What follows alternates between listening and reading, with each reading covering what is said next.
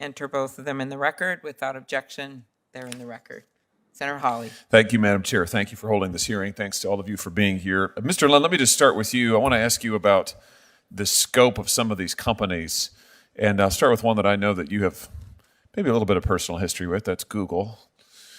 Google, let me just read to you a summary of Google's current holdings. Google Alphabet owns YouTube, Android and Pixel phones, Waymo, which is a self-driving car project, Project Wing, which is a commercial drone delivery service, Google Fiber, internet TV phone service, Google Cloud, a G Suite, which of course is Gmail, Calendar, Hangouts, etc. Verily, that's a healthcare company, Sidewalk Labs, which is an urban development company, Google Capital, which is an equity investment fund, DeepMind, which focuses on AI, Project Loom, this is one of my favorites, which seeks to use hot air balloons to expand global internet access, Jacquard, I think I'm saying that right, which makes smart fabric, Soli, which uses radar for touchless gesture control, and Spotlight Stories, which makes films, among other things. In other words, Alphabet Google owns a whole lot of stuff across a whole lot of industries. Here's my question to you. Is this a good idea? Is it a good idea to have one company competing in and indeed exercising dominant influence in multiple industries all at the same time? Absolutely not. And I mean, you left off a few from that list. I did. Chrome, Maps, there is absolutely no reason, for instance, why YouTube needs to be connected to a mapping system. There is no reason for Chrome to be connected to cloud. And previous generations in the United States would have said, this will not be connected. And here's an example. This happened in 1913 when the Wilson administration first came to power. They found that AT&T, the great network of that age, also controlled Western Union. And so the White House called up AT&T and said, you will spin off Western Union. And they did. And the reason is that when there does not need to be connection, there should not be connection. It's a simple rule.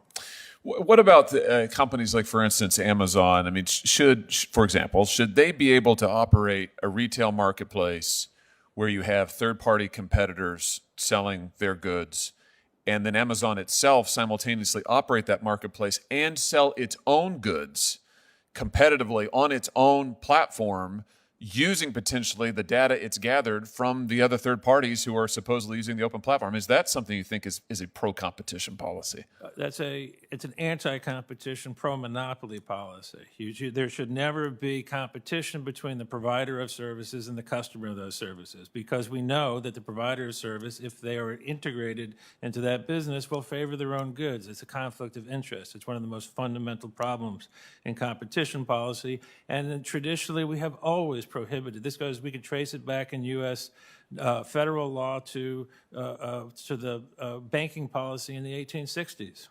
So there's nothing new here. What's new is that we haven't applied these kind of rules to these corporations today. It makes me wonder if maybe we talk about updates to our antitrust laws, if we need to consider an update to the antitrust laws that makes clear that these sort of massive conglomerate mergers and holdings across industries, particularly in the tech sector, Amazon, Google, Facebook, that you can be a provider of services or you could be a seller of services. You can be a neutral platform where you sell a third-party goods like Amazon, or you could be in the business of selling those goods yourself, but you can't do all of it all at one time. Do you think something like that is advisable? Yeah, no, I think that's necessary. That would actually take us back to where this country was for 200 years. That would restore the basic structure of power that existed when we were truly a democracy, when we were making ourselves a more perfect democracy. There's one other point that I'd like to make, which is that it's when you have a platform, when you have a provider of services, and this is especially true in the era of digital economics, is that you have to ensure that that platform is entirely neutral in its provision of services. This goes back, we know this from the railways. Thou shalt you shall post your prices, and you will deal with everybody in the order in which they come. And there will never be any discrimination for anybody, because you, as a monopolist, have the power of government. We are basically ceding this power to govern to you, and therefore there will be rule of law, and the way to establish rule of law under the governance of monopoly is through no anti-discrimination laws and rules. And let me ask you an adjacent question to this. I wonder why dominant tech platforms or dominant platforms in any industry, it doesn't have to be tech, because as we know, we're seeing unprecedented consolidation. I think, as you pointed out, some of other panelists have mentioned, consolidation that we haven't seen in the country in a century, since the Gilded Age. Why should any dominant corporation be able to merge with any other entity? And let's just zero in on the tech platforms. Why should Google, for instance, or Facebook, why should they be able to buy anything else given their dominant size at this point? I mean, do you think a rule like that would prevent any mergers by a currently dominant platform, for instance, is something we should consider? Yes, our group has long supported a straight-up prohibition on super large corporations engaging in any further acquisitions. And actually, I would amend that to say that any corporation that is in court that is basically being charged with anti-democratic actions really should be especially strongly applied to them. Let me ask you about this idea about an abuse of dominance rule that would put into as a presumption in the law that certain business practices are just per se illegal when they are carried out by a dominant corporation. Do you think that's something that we ought to consider? I think it would be difficult to sort of draw a line between a super dominant sort of a corporation at the national level, the international level, and a dominant corporation at a local level. One of the things that we saw was, say, the Robinson-Patman Act. It was designed to actually give people powers that they were able to deal with the dominant local monopolist, the local warehouser, we did this with local railways. You don't want to have discrimination by the short line, just as you don't want to have discrimination by the trunk line. Very good. Thank you for that. In my few seconds here, Professor Rose, if I could just turn to you, can I ask you a little bit more technical question? What kind of thresholds would you like to see as optimal for horizontal merger enforcement?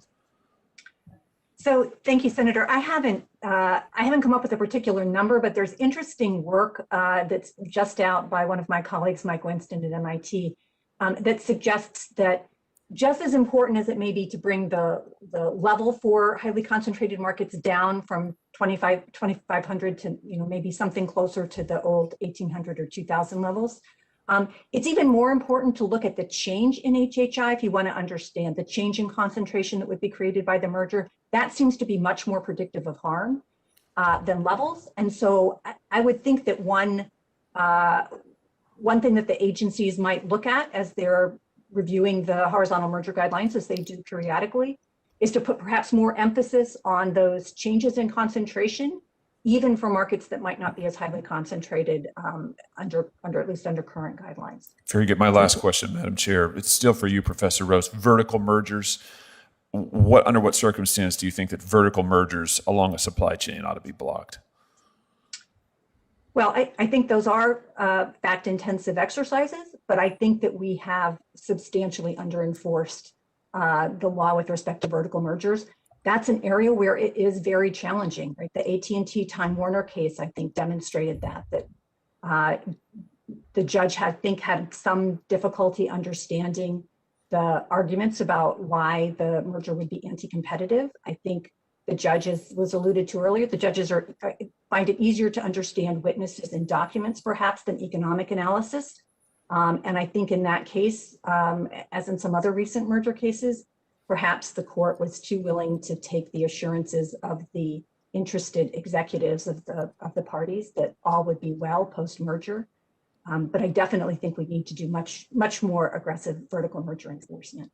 Very good. Thank you, Madam Chair. Thank you very much. We now turn to Senator Blumenthal.